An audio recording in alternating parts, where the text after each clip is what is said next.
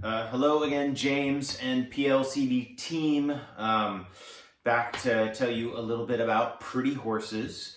Pretty Horses, well, first of all, it's a blend of Spanish varietals. It was born because back when I first started making wine in California, I was working with vineyards that were planted to more traditional grape varieties, Cabernet, Pinot, Chard, all that fun stuff. But I really did want to explore and play around with some of the lesser known grape varieties as well. And Tempranillo was one of the first varieties that I started playing around with. And Pretty Horses has kind of evolved over the time. It started out as almost entirely Tempranillo, and then each year I've sort of been incorporating new elements into it.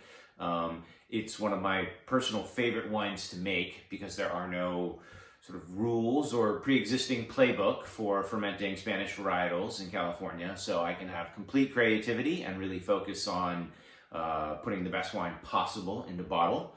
What Tempranillo does really well in California, and something that I try and embrace in this wine, is a wine that is dark in tone but light in body. In that sense, I mean, it gives me a lot of things that I like about a riper style of California wine.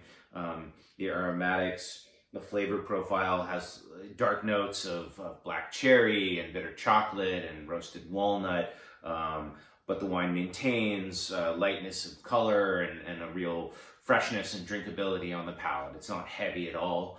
The winemaking, this is it's about 2/3 whole cluster. It's a blend. I usually play around with proportions on everything. So it has some of that sort of really spicy aromatics are coming from the stem inclusion, but then there are also some destemmed lots in this wine as well. It's my wife's favorite wine at home, and honestly probably the bottle that we open the most because it is a super versatile food wine. Anytime you have a tricky savory pairing, Pretty Horses is where we grab. Anything a little bit too much salt really makes it pop, brings it into focus.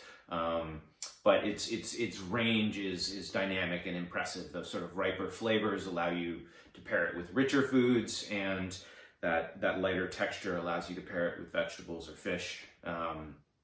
So yeah, I hope you enjoy the wine, and if you guys decide to work with it, that would be killer too.